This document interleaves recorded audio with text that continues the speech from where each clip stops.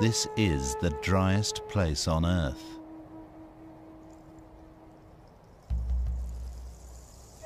Yet there was once water here.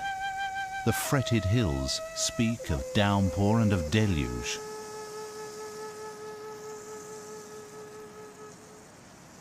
But why are these sun-baked watercourses now so utterly dry?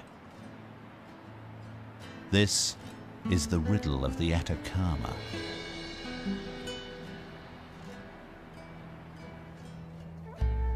Stretching down the western side of South America, Chile is an extremely long, narrow country. In the north is the Atacama Desert. It's confined by the Pacific Ocean on one side, and on the other, the mighty Andes Mountains. Here, beside the Atacama, nestled on the roof of the Andes on a great high plain called the Altiplano, there is water, and there is life.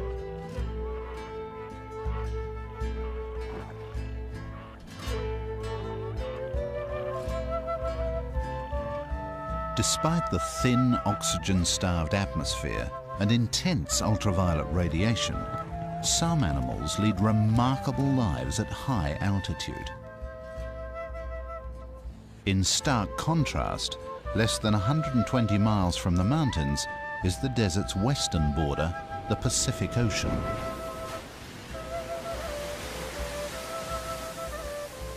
The sea's riches attract some unlikely hordes.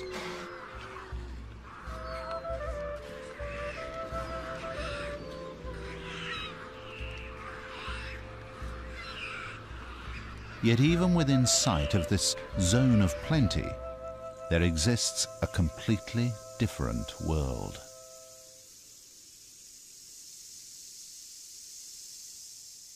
The sterile Atacama Desert is devoid of movement and of sound. Could any life exist within the desert's arid heart? The spell of silence is broken by air that sweeps down from the Andes. The fierce desert heat spins the cool air skywards.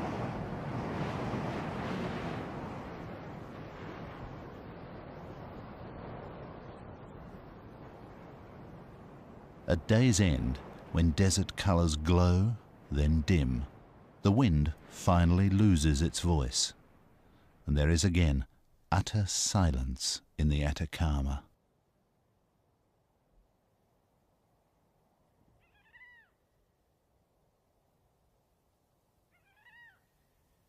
Then, from the dark wilderness, eerie, unearthly cries can be heard.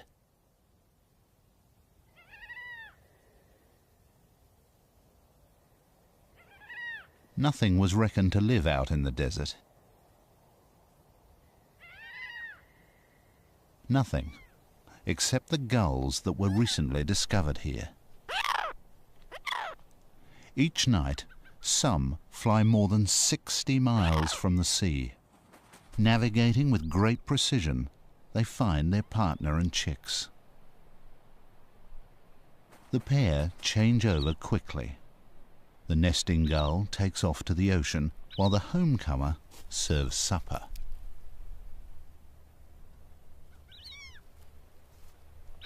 This will be the only meal that the chick will receive in 24 hours. Why do these Garuma gulls nest here, so far from food and water, and in the most extreme conditions? After feeding, these remarkable birds quickly cocoon their nestlings against the freezing desert night. Garuma gulls can withstand these cold conditions, but with the return of the new day, they must cope with the opposite problem: extreme heat.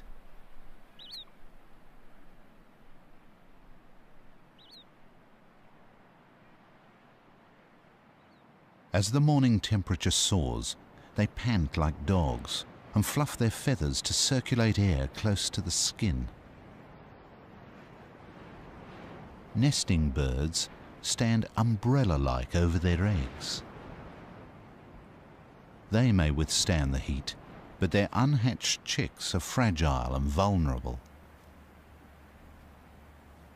A parent will constantly regulate its brooding routine throughout the long day.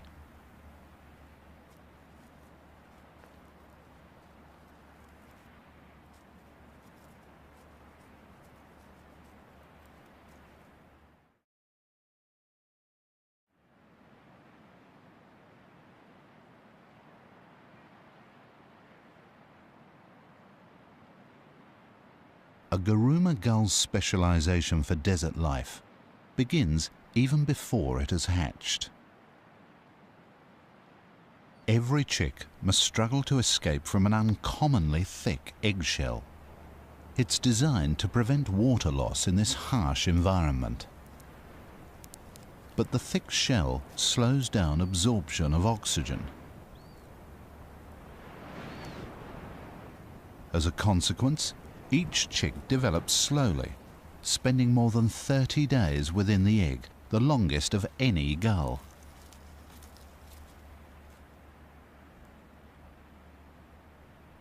"7 days after hatching, both parents begin feeding at sea by day, leaving their chick home alone.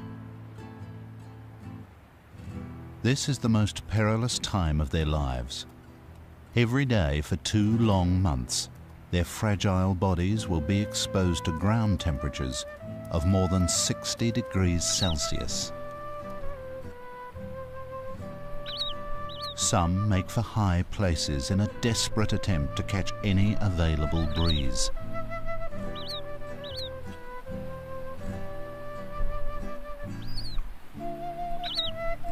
Others use whoever or whatever they can as sunshades.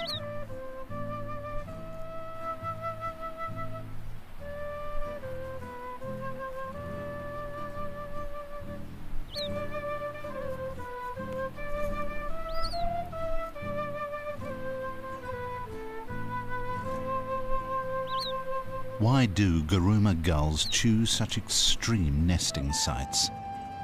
Some say it is a memory of a desert that was once covered by ancient seas and lagoons, and that gulls have never abandoned the nesting places of their ancestors.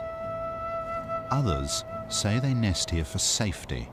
No predator is likely to risk hunting in such a vast and hostile place. The desert is both perilous and protective, and it's only at the very edge that they return to a more reassuring and familiar world.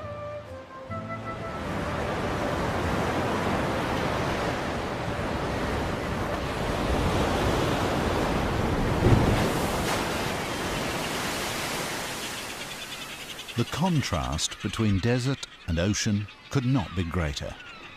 Guruma gulls go fishing in one of the richest seas in the world. Their existence in the desert is only possible because this ocean explodes with life.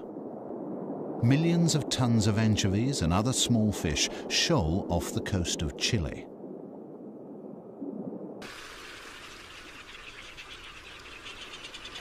Inca terns dive vigorously on a shoal of anchovies. They take only 1 or 2 fish and run a rapid shuttle service to waiting youngsters. Unlike the desert dwellers, these chicks receive food on demand from the ocean on their doorstep. These most unusual and resplendent terns perform strict courtship rituals. A male offers an anchovy to a female, both to assure her that he is a good provider and to condition her for breeding.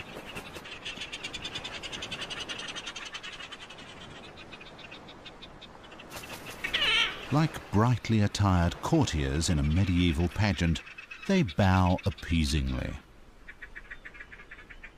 And only when due ceremony has been observed is the mating ritual completed.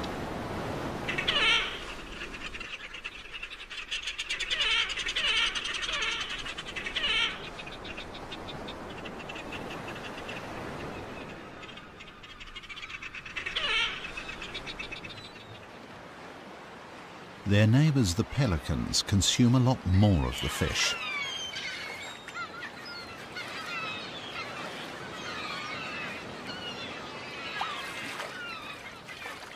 Pelicans can scoop up to 7 pounds of anchovies in their throat pouches.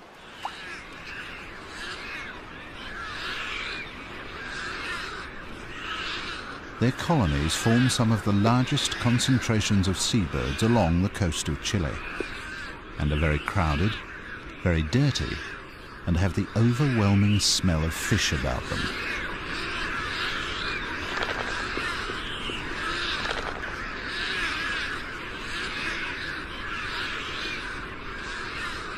To prevent soiling and infection in a place of filth and parasites, even large chicks lack feathers, looking more like strange prehistoric reptiles. Lunch today and every day is part digested anchovy gruel.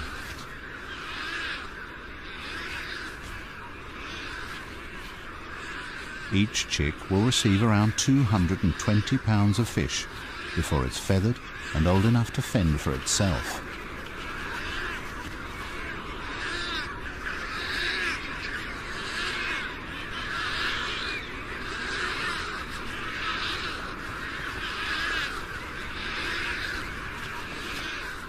The same feeding frenzy is taking place among 20,000 other pelicans, and of course among all the other seabirds along the coast.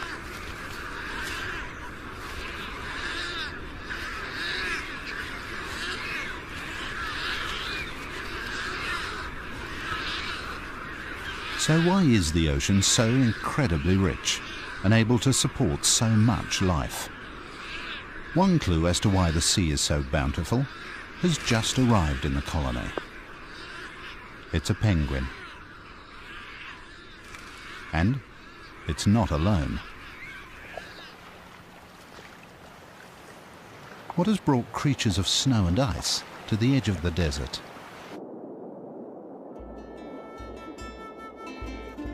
The answer lies in their name, Humboldt penguins. They're here because of the exceedingly powerful Humboldt current. Flowing all the way from Antarctica, it brings great riches. The current also brings masses of cool water. It rarely gets above 12 degrees Celsius.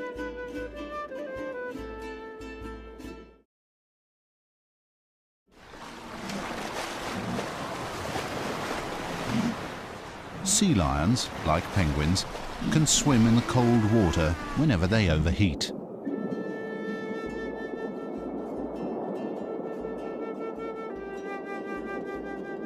Curious juveniles perform their languid ballet in water of surprisingly low visibility. The water is cloudy because of the incredible growth of plankton, up to 4,000 microscopic organisms in every pint. Conditions are ideal for plankton growth. It's stimulated by oxygen-rich water, upwelling minerals, and the intense sunshine. This incredibly rich broth at the bottom of the food chain eventually feeds everything along the desert coast.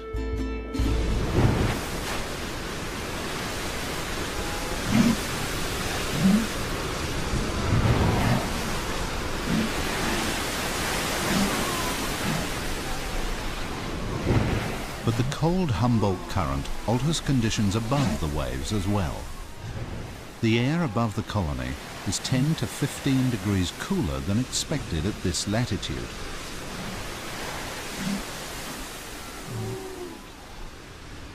Cooler air does make life a little more bearable in the sea lion colonies. Fur coats and layers of blubber are not recommended desert wear.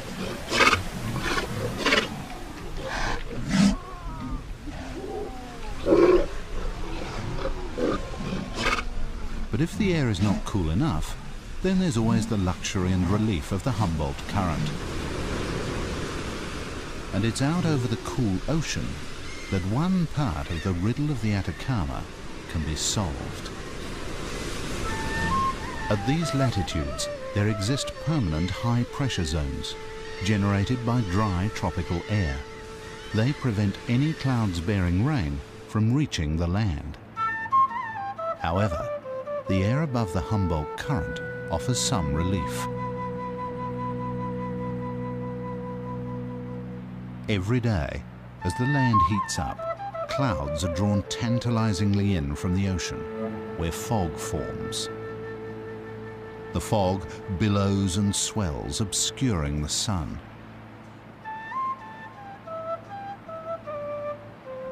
In northern Chile, this fog bank is known as the Camanchaca.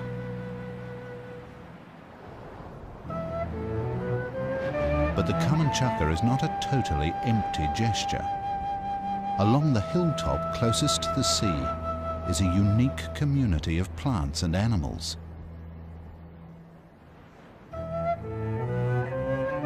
All live on the very edge of life.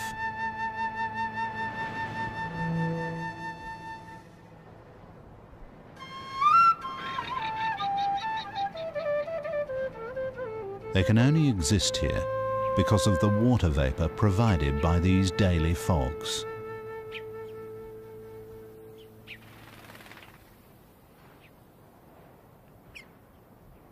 Moisture may condense on lichens or the spines of cacti. Ridged stems then funnel water down to the roots. The Camanchaca brings the miracle of life to the desert fringe, but it's a cruel and empty gesture to the parched land beyond. A few hundred yards from the coast, the fog evaporates into thin air.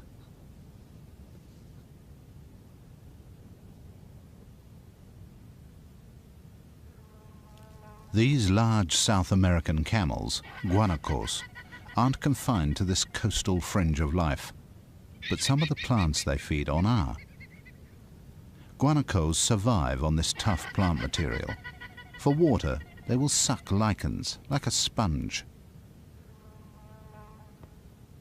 The cacti that survive with least water are barrel cacti.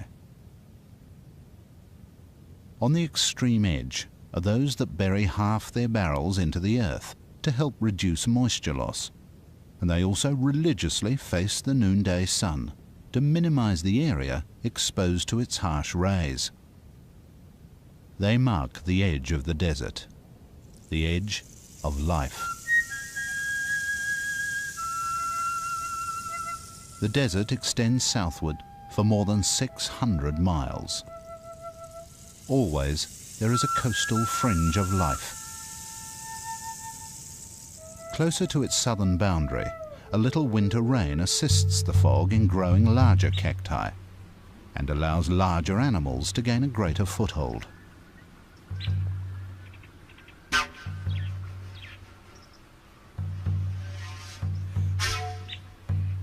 The main food of the black-chested buzzard eagle are dagus, small rodents of the desert edge.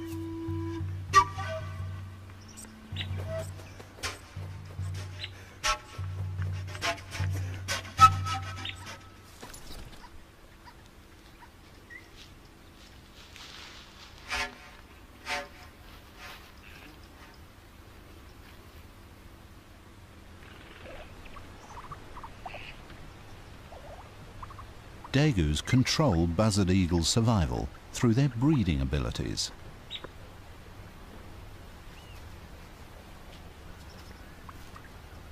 In most years, dagus can breed to very high numbers because they're superbly adapted for life on the edge of aridity. They don't drink water, as there is none. Each animal takes its entire water needs from the plants it eats. And as these plants are very tough and dry, so the dagus' needs are very small indeed. To prevent overheating and water loss, they emerge in the cool of the morning and again in the early evening to feed close to their burrows.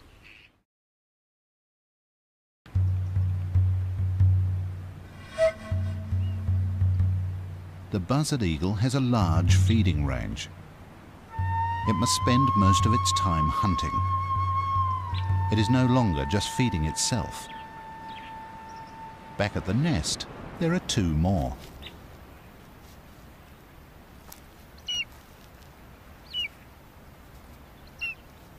One chick is clearly stronger than the other, but there is a harsh survival logic in its aggression.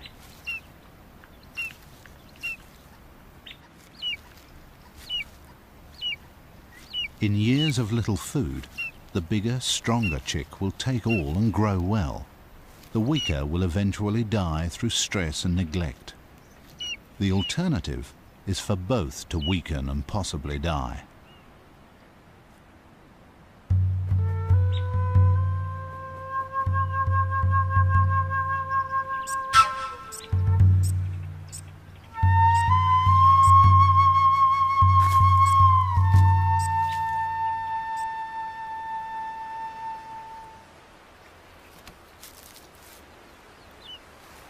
The eagle parent returning with food does not play favorites.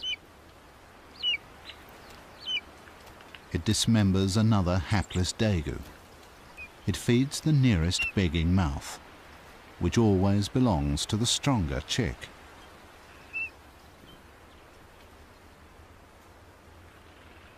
The fortunes of predators may be linked to their prey, but ultimately everything depends on the daily fogs of the common chukar. This desert fringe has a surprising variety of animals. Each must find its own ways of dealing with extremes. Pinguera, the giant hummingbird, must take frequent rests while feeding. It lacks the sustained hovering ability of smaller hummingbirds. It now returns to work on its partially completed nest. It binds the soft material by smearing it with a sticky saliva. Hummingbirds require a constant and plentiful supply of high-energy nectar. If few flowers bloom on the edge of the desert, their ability to successfully breed is at risk. But avoiding peril can itself be perilous. A coffee moth caterpillar's stinging spines may not protect it from Chile's largest lizard. The Calopistes iguana neutralizes the stings by wiping the caterpillar clean. The job must be thorough, so the iguana continues in the shade to avoid overheating.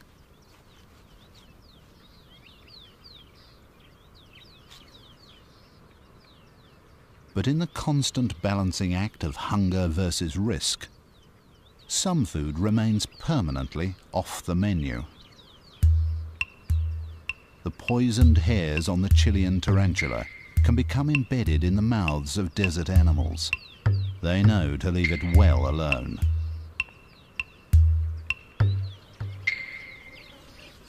Pinguera stays out in the midday sun.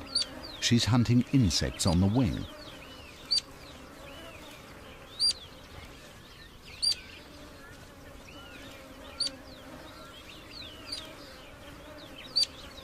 Her young chicks now require protein if they're to survive, but feeding them is an art in itself. It combines the delivery rate of a petrol pump with the aim of a sword swallower.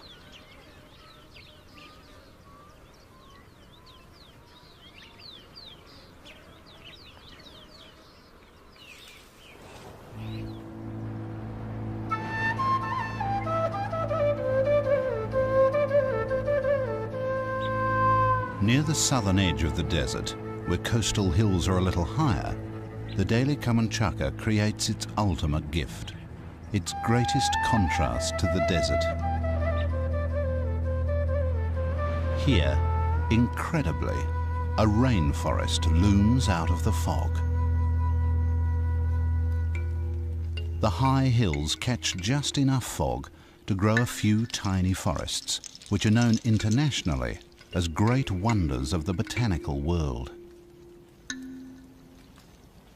trees and shrubs capture 6 times more moisture than the lower slope nearby. Branches are draped with epiphytes and mosses, and the air is filled with the pungent aroma of humus.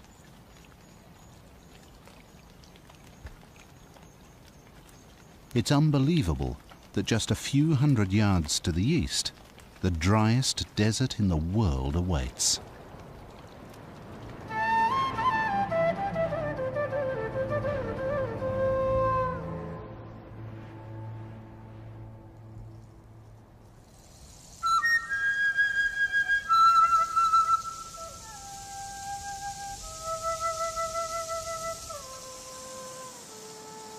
In the millions of years since rain filled the watercourses of the Atacama Desert, this wilderness has proved a highly effective barrier to the movement of wildlife.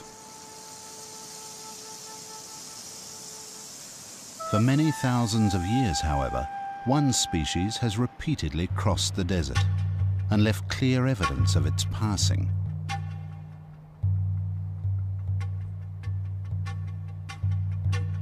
These huge geoglyphs were probably ancient signposts. But what else do these complex and mystifying patterns show? And who were the people who made them?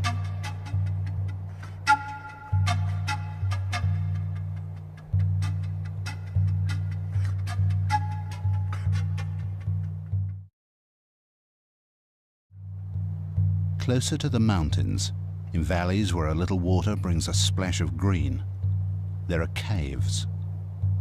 In them lie the remains of peoples thousands of years old.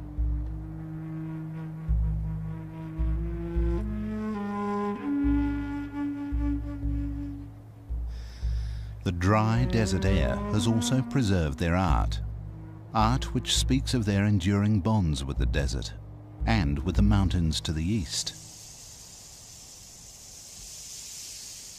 Candelabra cacti stand as sentries. Beyond them, mountains rise to the Altiplano, the high plain.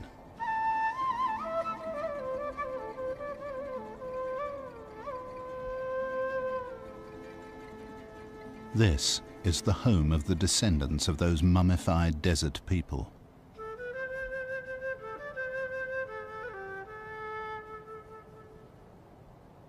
Every morning, an Aymara herdsman greets his gods.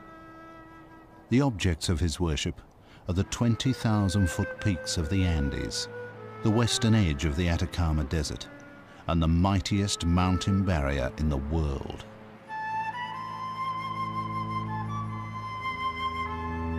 The mountains are flanked by scores of active volcanoes, ominous and potent indicators of mountains in the making.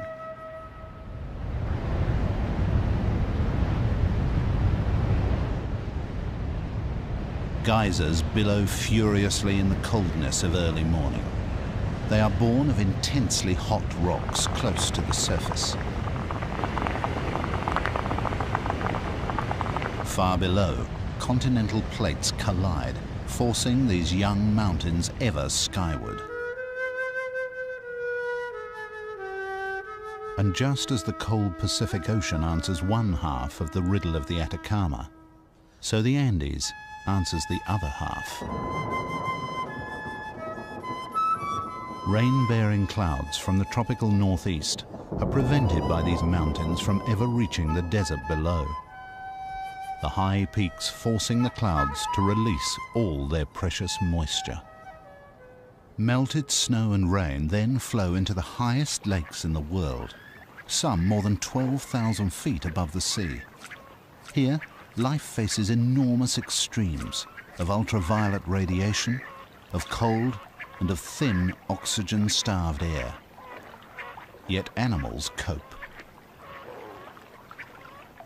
The giant coot's large size probably helps them withstand the harsh climate.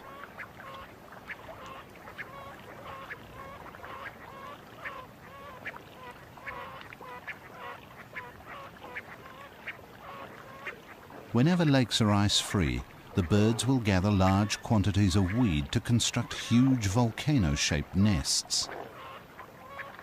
But giant coots have yet another all-consuming passion.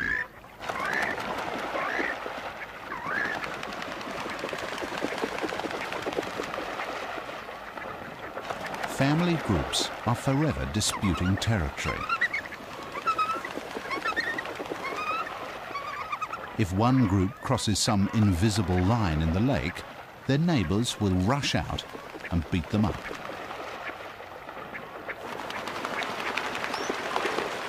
Neither group ever wins the war.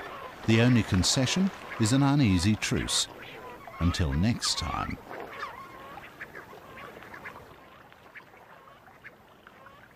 From the high lakes flow rivers and streams which create precious ribbons of green, known as bofedals. For centuries they've been lifelines for the Aymara and their flocks of llamas and alpacas.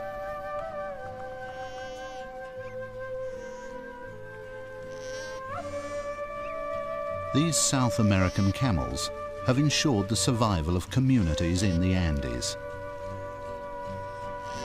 Llamas are beasts of burden. The shorter alpacas are bred for their fine hair.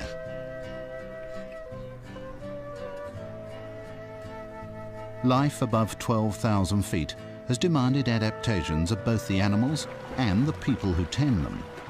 The blood of both contains high numbers of red cells to extract maximum life-giving oxygen from very thin air.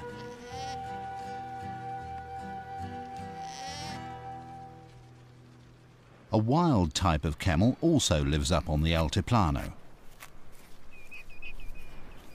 The hair of the vicuña is the finest natural fibre in the world. It was more highly valued than gold, and the desire to possess it very nearly led to their extinction. Their numbers continue to recover. It's breeding season. A male drives off the bachelors that have come too close to his harem.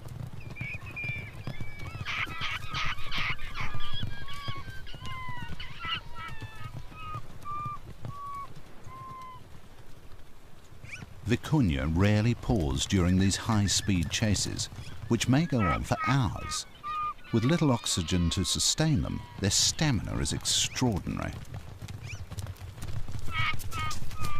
The territory holder concentrates his attacks on the leader of the group.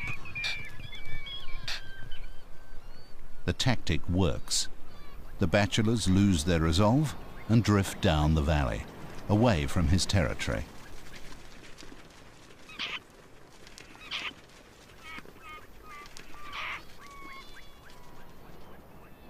The plants are extremely tough and spiky, with little food value. Yet these remarkable animals not only survive, they're coming back from the edge of extinction. A fox is attracted to the birth of a vicuña. Vicuña births always take place in the early morning. The infant dries off and gathers its strength in the day's sunshine.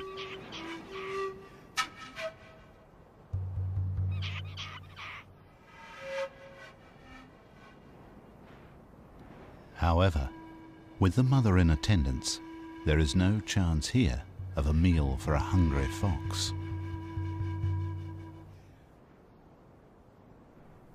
But as the supreme opportunist, the fox will take advantage of any food source. These qualities have enabled it to prosper in all of Chile's extremes.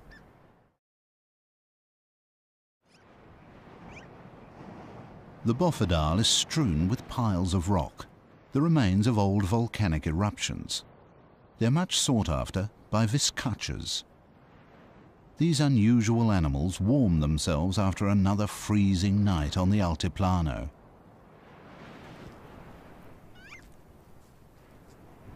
Though vizcachas look and behave like rabbits, they're only distant relatives.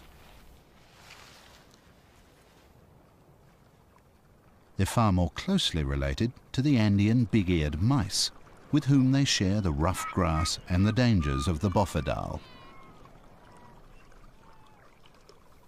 Viscachas and mice, by feeding side by side, provide each other with a survival strategy, an early warning system.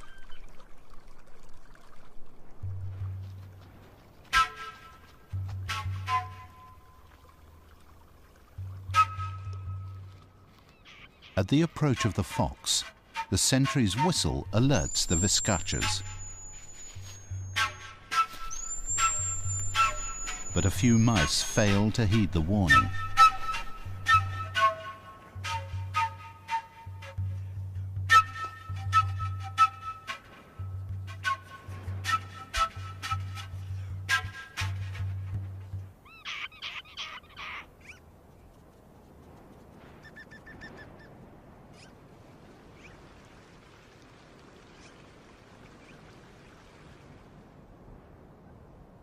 Rivers and streams continue their winding journeys through a maze of hills towards the desert.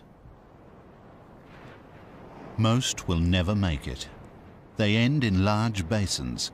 Here, water evaporates rapidly, leaving vast salt pans, stretching as far as the eye can see. There are signs of life in this desert of salt. A pink stain from a washed-up tide of algae and bacteria feeds tiny brine animals.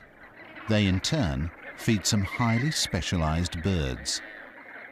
Flamingos gave rise to the legend of the phoenix, a bird said to live for 500 years, then built its own funeral pyre from which it rose reborn and unscathed by flames. Though their feathers are still tinged with those legendary fires, the red colour comes from a carotene pigment in the brine creatures on which they dine.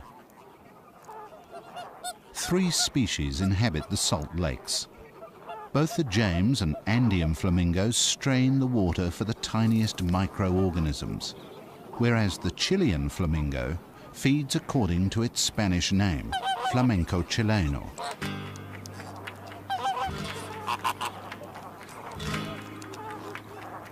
The flamenco dance stirs the mud to release brine shrimps and fly larvae.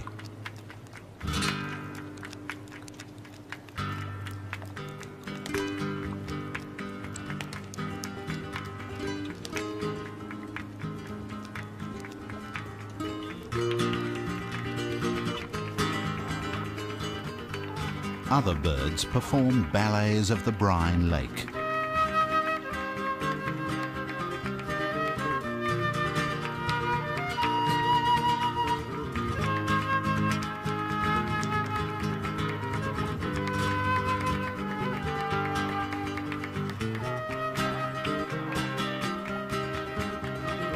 Wilson's phalaropes come all the way from North America to feed at these salt lakes in the desert.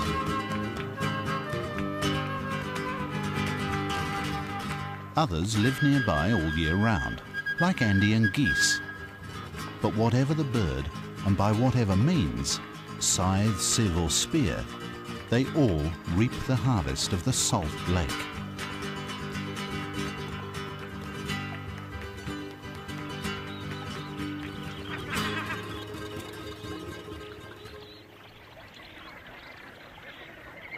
Flamingos build nests in large colonies on the salt pan, but each species keeps to its own area, and each pair to its own mud stack nest.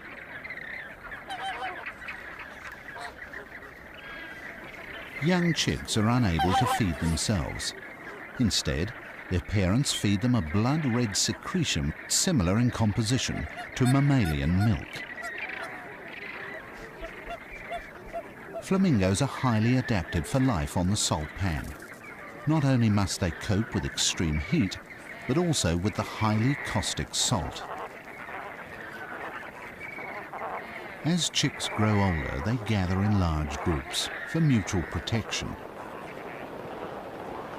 They're easily startled. A gust of wind is enough to send them into a stampede.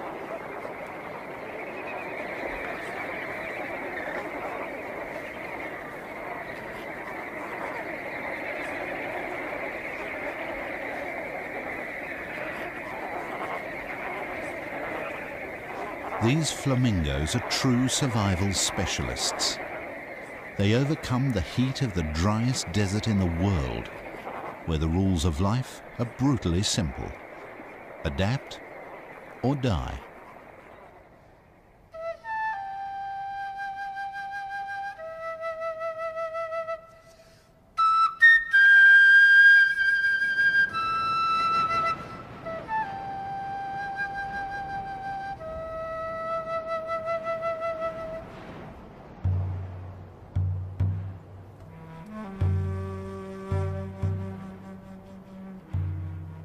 The skeleton of a mule, one that was given its freedom in the desert. Without food or water, it perished, its flesh baked to powder by sun and wind. The mule was one of many working animals released when the nitrate industry here collapsed earlier this century. At its peak, 45,000 workers at 170 sites mined huge deposits of nitrate salts, laid down millions of years ago when the desert lay beneath the sea. Fortunes were made, just as easily as lives were lost. And although the nitrate industry went bust, another boomed.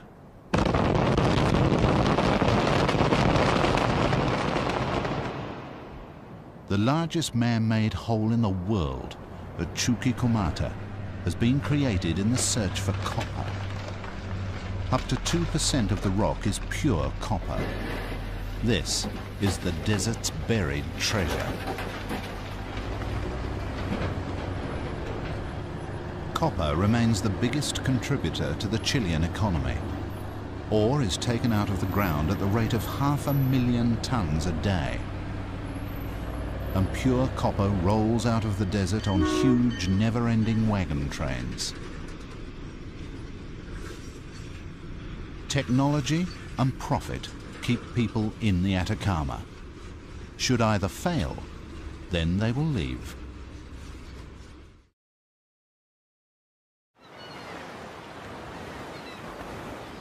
Bulk carriers wait like ghosts in the fogs of the Camanchaca.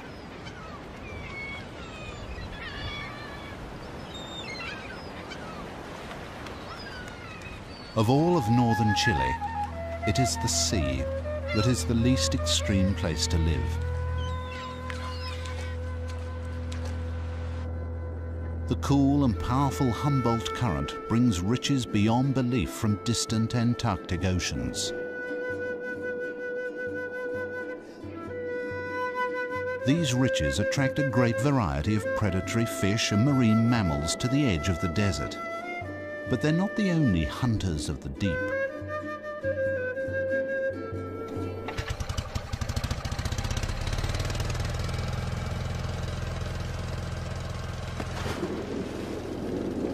On one hand, factory ships take 2 million tons of anchovies from this coast each year. On the other, a solitary diver on the end of a breathing pipe gathers what he can. Such is the bounty that even he may gather more than 100 species of fish and shellfish. One of the most highly prized delicacies is the loco, an abalone-like shellfish. The riches to be had in the kelp beds and rocky bays along Chile's desert coast sustain more than 30 towns and villages.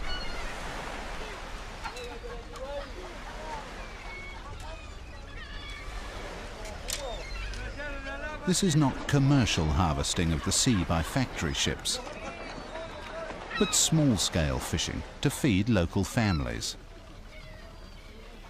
In this way, the needs of the people are no different to that of pelicans or sea lions or penguins. All rely on the bounty of the sea, but that great bounty is balanced on a knife edge. The riddle of the Atacama is explained by a weather machine out beyond the coast. But the weather can sometimes give a twist to that riddle. All creatures that make a home along the coast of Chile live on a border of extreme contrasts. On one side of the shore, there is immense richness. On the other, there is only poverty and sterility. But in some years, the parched desert has its revenge, and the sea becomes as barren as the desert. In the years of El Niño, a reversal of weather patterns and ocean currents transforms the sea. It is warm, clear, and there is little plankton. Without plankton, there are no anchovies, and without anchovies, the birds disperse or die.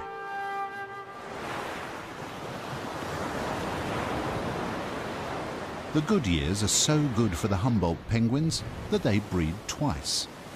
This is also a good insurance policy against hard times. Each day they come ashore late in the afternoon when the sun's heat is less fierce.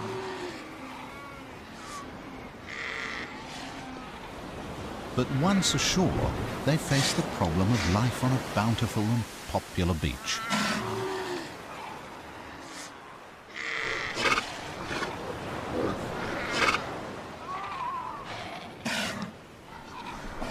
To reach their nests, they must thread an uncertain path through a colony of tetchy sea lions.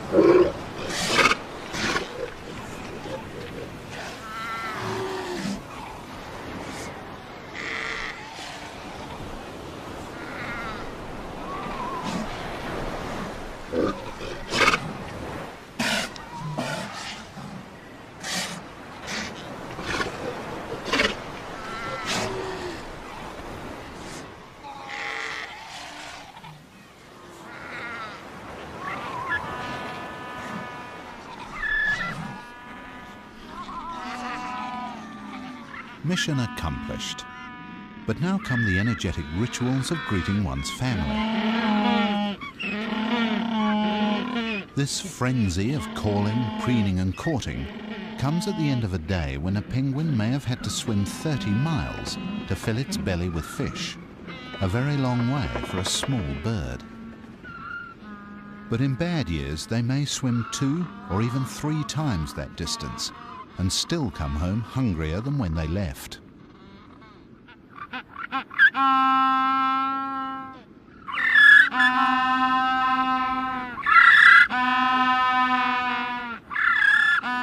But on the whole, Humboldt penguins have made successful, if rather hectic, lives for themselves, next to the ocean current of the same name.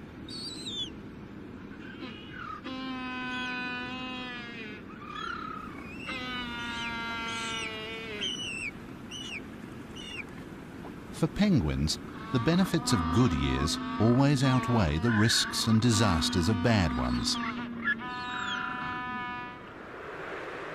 But further along the shore, there are birds for whom every year involves huge risk.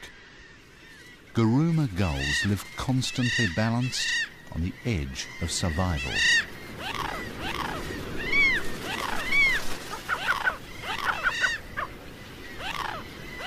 Some have chicks waiting in the desert. Others are still courting and mating. Finally, in the late afternoon, they take off on their long journey. In order to conserve energy, the Guruma gulls ride thermals. This enables them to spiral to great height before striking out on their epic flight into the desert.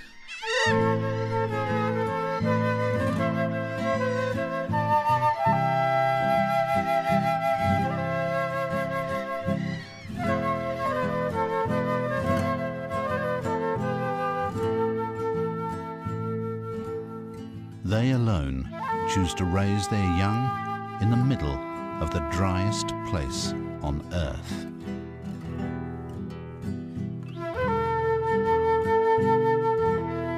Whether they do it to escape the clutch of predators or in memory of the shores of ancient seas may be another riddle. But their endurance here is truly heroic. you.